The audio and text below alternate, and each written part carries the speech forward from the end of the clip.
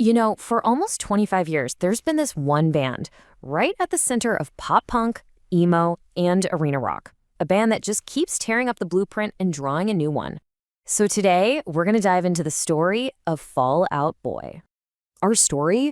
Well, it doesn't kick off in some grimy rock club, which is probably what you'd expect. Nope, it starts in a place you would never guess. A Borders bookstore, of all places, in a quiet Chicago suburb.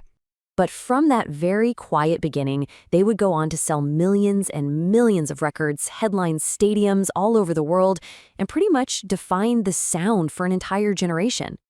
So that's the big question, right? How in the world did this little side project, something that started out of a desire for escapism, end up building an entire musical movement? Well, let's break it down. Okay, first things first, we have to go back to their roots. And surprisingly, they weren't in pop punk at all. They were actually in the super political, super intense hardcore scene of Chicago. And this contrast is absolutely key to understanding them. Pete Wentz came from this world of really intense, politically radical music. But he and his buddy Joe Troman, they wanted an outlet that was, and these are their words, easy and escapist. And that simple idea, that became Fall Out Boy. So here's how it all fell into place. The most important moment? Gotta be that chance meeting in a Borders. That's where Troman found Patrick Stump. He thought Stump was just a drummer, but it turned out he had this unbelievable kind of R&B-influenced voice. The rest, well, including getting their names shouted at them by a Simpsons fan at a show, is pretty much history. So then comes 2003, and they dropped their debut album, Take This to Your Grave. And let me tell you, this thing was a total game changer. It just perfectly blended that raw, post-hardcore energy with these melodies you could not get out of your head. And here's the really smart part.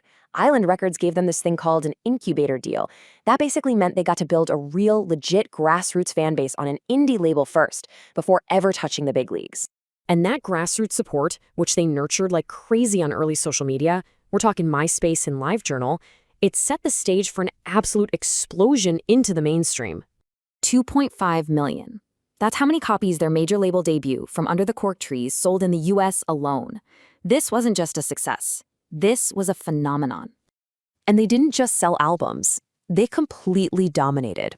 They were all over the charts. They were all over MTV. Songs like Sugar We're Going Down were just inescapable.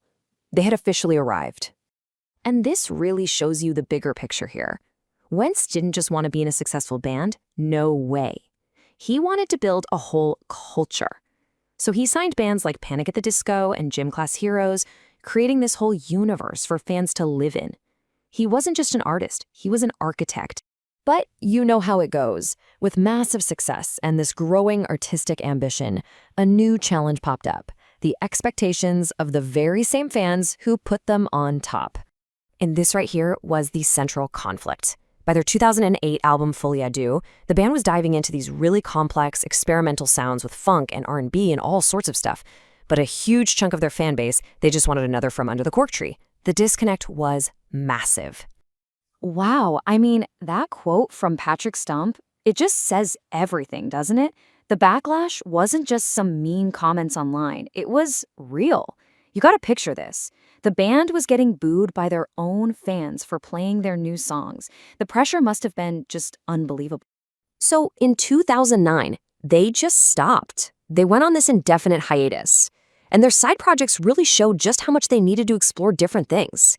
Patrick went full R&B, Pete started an electronic group, and Joe and Andy formed a heavy metal supergroup. Talk about going in different directions. But of course, the story doesn't end there. After a few years apart, the band came back in 2013, and it wasn't some quiet little reunion. It was a statement. They came roaring back with the album Save Rock and Roll, and the sound was just massive. It was electronic, it was slick, it was built for arenas. The lead single, My Songs Know What You Did in the Dark, Light 'Em Up, went 6 times platinum. They weren't just back, they were bigger than they had ever been. And the result of that comeback? 3, count 'em, 3 consecutive albums, a whole second act for the band, all debuting at #1 on the charts. They had successfully reinvented themselves from emo heroes into a dominant force in modern stadium rock. So all of this brings us to their final and maybe their most important role as influencers and absolute pillars of modern music. It's honestly staggering when you look at how far their influence reaches. I mean, you've got emo rap pioneers like Juice WRLD and Lil Peep, you got the whole pop punk revival with people like Olivia Rodrigo, and then you have, well, arguably the biggest pop star on the planet, Taylor Swift, who literally calls Pete Wentz one of her favorite lyricists. It's like their musical DNA is just everywhere. And that brings us right up to today. In 2023, they released an album that really felt like a culmination of everything they'd ever been. They even reunited with the producer of their classic records, and fans celebrated as this perfect blend of their past and their present. And this quote from Pete really ties a bow on the whole thing. It wasn't about going backwards. It was about building on a foundation that could hold all their different identities at once. The hardcore kid, the pop punk star, the experimental artist, and the arena rocker. So at the end of the day, for a band that has always been changing what it even means to be a rock band, their journey doesn't just tell us where they've been. It really makes you stop and ask, where is the genre itself going next?